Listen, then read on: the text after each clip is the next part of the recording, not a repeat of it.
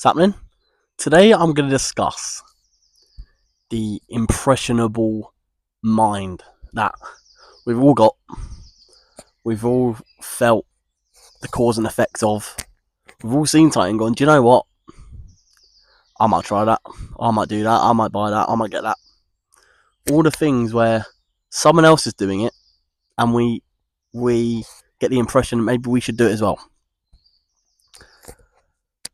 Basically, the main thing is that in life, we're all shaped by something, and this is from our childhood all the way up to our adulthood, and even like in our later years, when, especially like recently, when like a lot of our parents never had technology, and then they now all have all the stuff at 50 years old, and it's like fair play, because like they never had it, and then they're quite excited by the change in the norms of what their life was before. The thing is, though, is that we absorb everything that is around us every single day, and things that we want change every single day as well. Our family, the culture we're in, the media we're viewing, these all influence us much deeper than we initially might think. And one key thing that I thought about last night is that so many of our thoughts were never even our own thought to begin with. It was someone else's that left the impression on us to make a certain opinion. There's an influence that we don't notice, and this could be the way we dress, speak, or even how we go about loving someone, and it can be borrowed from what we initially had the thought of. There's a heavy thing of people jumping on a bandwagon of popular takes that they've jumped on it without really thinking, and more often than not, these things that are being thought might sound right, but they're not necessarily the right thing. One main one that you'll see in media right now relating to football is that there's just a heavy, I think antagonism's the word, or just sort of forced narrative against Arsenal, where like back in the day, like when I started growing up, like although they weren't winning everything, Arsenal were always that exciting team to watch on a Saturday, and a lot of the time they would be put on the Friday game because they would be the game to kick off the weekend because you knew it would be a good game. And a heavy media narrative now is that Arsenal are a joke club, and sometimes like last night I was watching the Arsenal game with my dad, and I said to him, I went, sometimes when we're watching Arsenal, me and you, I'm finding it really hard to enjoy watching the game because even though you don't even support the team, this narrative that has been driven into you, an impression into you, you just moan about the team that's not even yours, and it's like it's unenjoyable to watch. So we're reading tweets and watching Sky Sports and saying like blah blah blah Arsenal this that, and then we make that our whole personal persona and narrative of the situation when it's not even our own. I'll always say it. I always enjoy watching Arsenal. Just while as someone that doesn't support Premier League club, when I watch them on the TV, I enjoy watching their games. Thinking for yourself is the clarity that you need in life. You need to do that. Questioning the crowd where everyone thinks the same thing, everyone thinks this thing's right and this thing's wrong. Questioning that doesn't make you difficult. It makes you conscious of your being, where you're like, we can't all be right and we can't all be wrong. There's got to be a balance. There's also a power in asking yourself, do I believe in this, what I'm reading? Do I believe what everyone else thinks? Or do I have my own thoughts? Because obviously you need to in life. You need to have your own thoughts. You need to think for yourself. Being impressionable, though, isn't the issue. But when you're continuously unaware of everything, that is when there'll be a hindrance to where you'll just start agreeing with everything, even when you don't believe in it.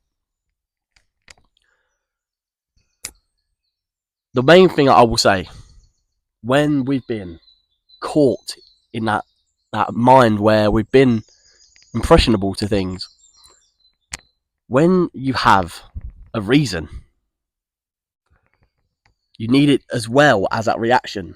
Because a lot of people will just have a reaction to things and then just sort of jump on the bandwagon of belief, when really you need to have a reason why you also believe that. If you agree with someone and their hot take, do you know why you agree with them? Or are you just agreeing with them to agree, even though you have no idea? Don't adopt an idea you can't explain.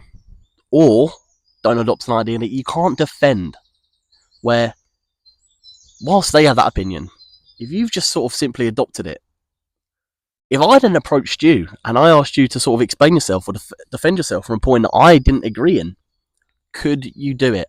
And that's when you ask yourself, am I being too impressionable to all these things that I have no idea about?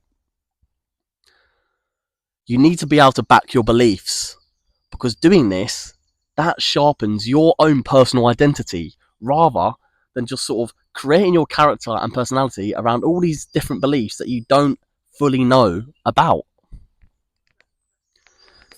There's also a power in repetition, where thoughts are repeated, because we feel like the truth is there when it's not. So sometimes, like I said, you'll get told something and you'll just say, it must be the truth, but it's not. A lot of the time, so you'll see it on social media, where something will happen and people will repost it. They'll then repost it with them rephrasing their own angle of it. If you don't do this without reflection, you're sort of just creating a noise and a sort of false meaning, where you're just sort of posting what everyone else is doing, and you're not creating your own opinion. You're sort of just doing what everyone else is.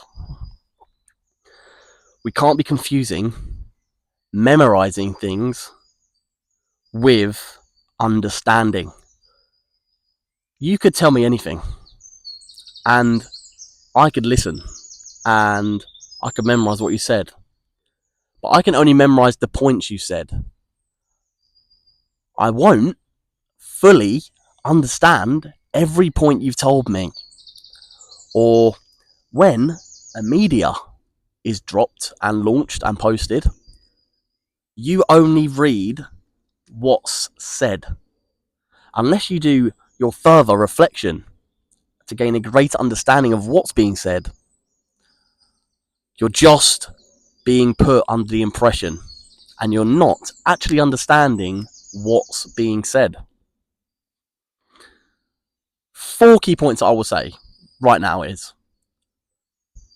be intentional with influences that you surround yourself with. Who you listen to. So this could be, if you're watching this, me. You might not agree with every single video I've done, because a lot of this is just sort of a personal diary for me. But listen to people that shape the same way of thinking that you have. If you watch my video and go, I agree with that, it's because out of all these people in the world, for that one topic in the world, we thought the same. So you might then look at my other videos and go, maybe we think about the same about this topic as well. Or you might watch it and go, actually, we have differing opinions, which is allowed, because that's how the world works. We're allowed to all have different opinions of everything in the world. Choose inputs that challenge how you think, and not just ones that comfort you. Let's relate it back to my videos again. Like I said, you might come across this one and go, you're spot on. Or you might go, actually, I don't agree. And then you might leave a comment and you might say, this is actually my angle on this. And the best thing about it is that then if you comment on my video an angle, I can then gain an understanding of what you said, reflect on what I've said and what you said, and then potentially adapt my first opinion. And that's how we grow as individuals. An open mind should be a brave mind, one that's willing to look for answers that they didn't already know.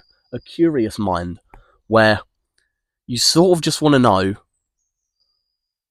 what's up.